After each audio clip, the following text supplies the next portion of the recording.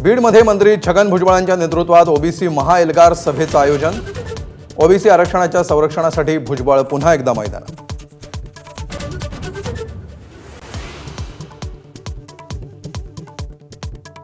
कुणबी प्रमाणपत्राविषयीच्या शासन निर्णयाला आव्हान देणाऱ्या याचिकेवर आजची सुनावणी टळली।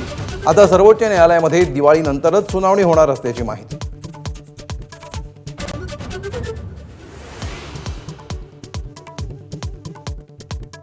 छत्रपती संभाजीनगरमध्ये मंत्री राधाकृष्ण विखे पाटलांना मराठा समाजाच्या तरुणांचा घेराव। मराठा आरक्षणासाठी काढलेला GR हा फसवा, त्यातून किती प्रमाणपत्र मिळाली हे सांगा, विखेंना सवाल।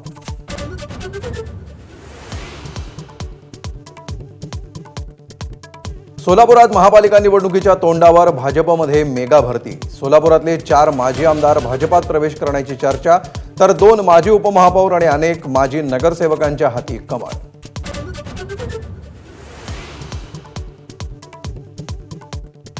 बारामतीत अख्खं पवार कुटुंब एकत्र। ॲग्रिकल्चर डेव्हलपमेंट ट्रस्टची वार्षिक सर्वसाधारण सभा। शरद पवार, अजित पवार, सुनेत्रा यांच्यासह अनेक जण एकत्र।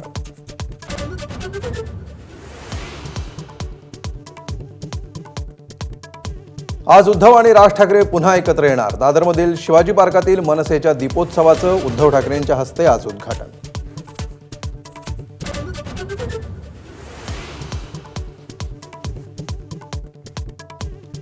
अतिवृष्टीग्रस्तांना सरकारकडून 1356 कोटींची मदत जाहीर।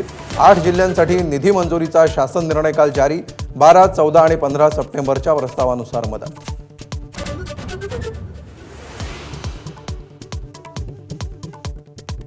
राहुरीचे भाजप आमदार शिवाजीराव कर्डिले यांचं अल्पशा आजारानं निधन। वयाच्या 67व्या वर्षी घेतला अखेरचा श्वास। अहिल्यानगर जिल्ह्यावर शोककळा।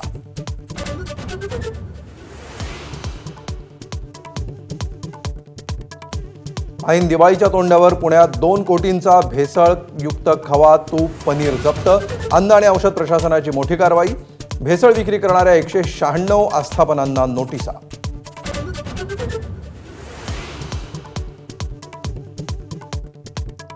गुजरात सरकारच्या मंत्रिमंडळात फेरबदल। 26 मंत्र्यांना शपथ।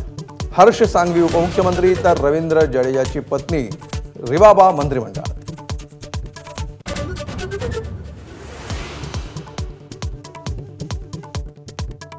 आज दिवाळीच्या पहिल्या दिवशी वसू बारसेला मोठ्या उत्साहात सुरुवात। घरातील गाय आणि वासराचं पूजन करण्याची वर्षानुवर्षांची परंपरा।